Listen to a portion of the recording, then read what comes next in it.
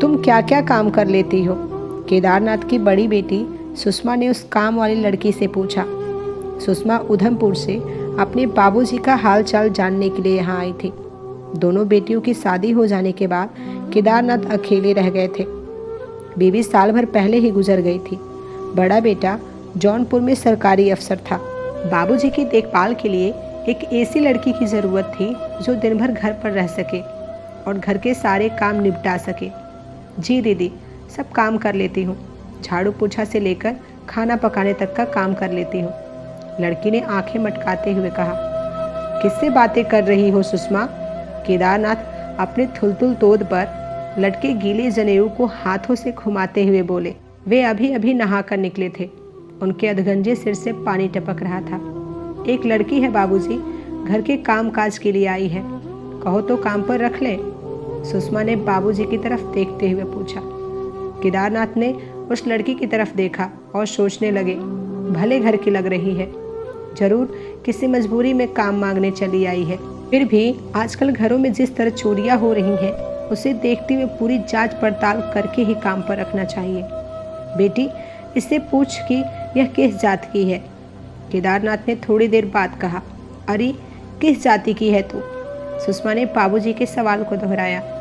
मुझे नहीं मालूम, माँ से पूछकर बता दूंगी। वैसे माँ ने मेरा नाम बेला रखा है। वह लड़की हर सवाल का जवाब फुर्ती से दे रही थी। ठीक है, कल अपनी माँ को ले आना, सुषमा ने कहा। जी दीदी, मैं कल सुबह ही माँ को लेकर आ जाऊंगी, बेला ने कहा और तेजी से वहाँ से चल पड़ी। माँ, मुझे काम मिल गया है, खुशी से चीखती हुई बेला अपनी माँ राधिका से लिपट गई और बोली। बहुत अच्छी है सुषमा दीदी। बेला को जन्म देने के बाद राधिका अपने गांव को छोड़कर शहर में आ गई थी। बेला को पालने पोसने में उसे बहुत मेहनत करनी पड़ी थी। उसे दूसरों के घरों की सफाई से लेकर कपड़े धोने तक का काम करना पड़ा था। तब कहीं जाकर वह अपना और बेला का पेट पाल सकी थी। जब राधिका पेट से थी तब से अपने गांव में उसे खूब ताने सुनने पड़े थे, पर उसने हिम्मत नहीं हारी थी। वह अपने पेट में खिले फूल को जन्म देने का इरादा कर बैठी थी। अरे, यह किसका बीज अपने पेट में डाल लाई है? बोलती क्यों नहीं करमजली? कम से कम बाप का नाम ही बता दे ताकि हम बच्चे के हक के लिए लड़ सके। राधिका की माँ ने उसे बुरी तरह पीटते हुए पूछा था।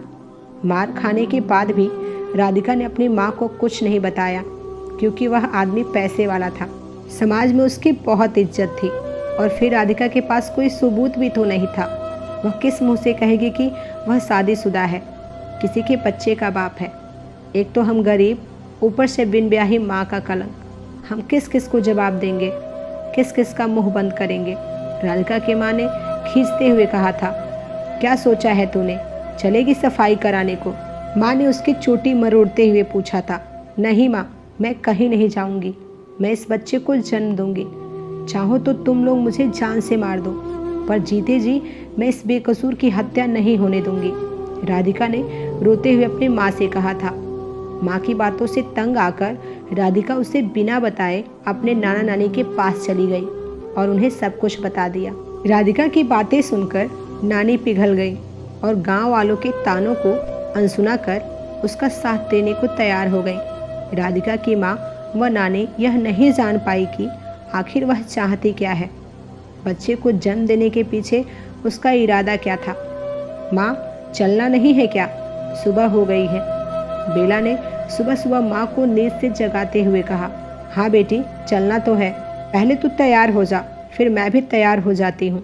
यह कहकर राधिका झटपट तैयार होने लगी। सुषमा ने दरवाज़ा खोलकर उन दोनों को भीतर बुला लिया। केदारनाथ अभी तक सो रहे थे। तो तुम बेला की माँ हो? सुषमा ने राधिका की ओर देखते हुए पूछा। जी मालकिन, हम ही हैं, राधिका ने जवाब दिया। तुम्हारी बेटी समझदार तो लगती है, वैसे घर का सारा काम कर लेती है ना? राधिका ने फौरन जवाब दिया।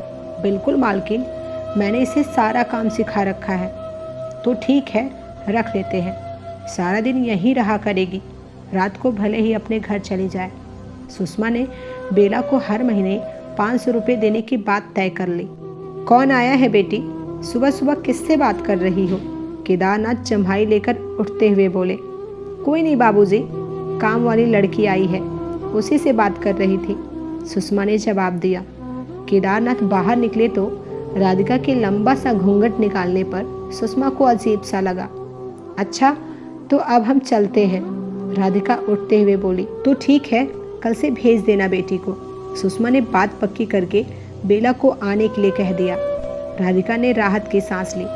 उसे लगा कि वह कीड़ा जो इतने सालों से उसके ज़हन में कुलबुला रहा था, उससे छुटकारा पाने का समय आ गया है। सुषमा को भी राहत मिली कि बाबूजी की देखभाल के लिए अच्छी लड़की मिल गई है। वह दूसरे दिन ही ससुराल लौट गई। ये छोकरी, जरा मेरे बदन की मालिश कर दे, सारा बदन दुख रहा है। केदारनाथ ने बादाम के तेल की शीशी बेला के हाथों में पकड़ाते हुए कहा। बेला ने उनके उधड़े बदन पर तेल से मालिश करनी शुरू कर दी। तेरे गाल बहुत फूले फूले हैं, क्या खिलाती है तेरी माँ? केदारनाथ ने अकेलेपन का फायदा उठाते हुए पूछा। माँ, बेला ने चीखकर अपनी माँ को आवाज़ दी। राधिका वहीं थी। शर्म करो केदार, राधिका ने जोर से दरवाज़ा खोलते हुए कहा। अपनी ही बेटी के साथ कुकर? बेटी हट वहाँ से, राधिका बोलती रही। हाँ केदारनाथ, बरसों पहले जो कुकर्म तुमने मेरे साथ किया था, उसी का नतीजा है यह बेला। तुमने सोचा होगा कि राधिका चुप बैठ गई होगी, पर मैं चुप नहीं बैठी थी। मैंने इसे जन्म देकर तुम तक पहुंचाया है। यह मेरी सोची समझी चाल थी, ताकि तुम्हारी बेटी भी तुम्हारी करतूत को अपनी आंखों से देख सके। केदारनाथ एक मुजरिम की तरह सिर झुकाए सब कुछ सुनता रहा। राधिका ने बोलना बंद नहीं किया। हाँ केदार, अब भी तुम्हारे सिर से वासना का भूत नहीं उतरा है, तो ले, तेरी बेटी तेरे सामने खड़ी है। उतार दे इसकी भी इज्जत और पूरी कर ले अपनी हवस। मैं भी बरसों पहले तुम्हारी हवस का शिकार हुई थी। तब मैं इज्जत की खातिर कितना गिड़गिड़ाई थी, पर तुमने मुझे नहीं छोड़ा था। मैं तभी जवाब देती, पर मालकिन ने मेरे पैर पकड़ लिए थे, इसलिए मैं चुप रह गई थी। यह तो अच्छा हुआ कि बेला ने तुम्हारी नीयत के बारे में मुझे पहले ही सब कुछ बता दिया था। इस बार बाजी मेरे हाथ में है। क्या कहते हो केदार? शोर मचाकर भीड़ में तुम्हारा तमाशा बनाऊं? राधिका सुध-बुध खो बैठी थी और लगातार बोले जा रही थी। केदारनाथ की अक्ल मानो जवाब दे गई थी। अपनी इज्जत की धज्जियां उड़ती देख वे छत की तरफ भागे और वहां से कूदकर अपनी जिंदगी खत्म कर ली। तो दोस्तों, यह थी हमारी आज की कहानी। आपका क्या कहना है इस कहानी के बारे में? कमेंट करके ज़रूर बताएं। वीडियो को लाइक करके चैनल को सब्सक्राइब कर लीजिए। साथ में घंटी को दबाकर ऑल पर सेट कर लीजिए, ताकि आने वाली वीडियोस आपको तुरंत मिले। मिलते हैं एक और नए वीडियो में, तब तक के लिए धन्यवाद।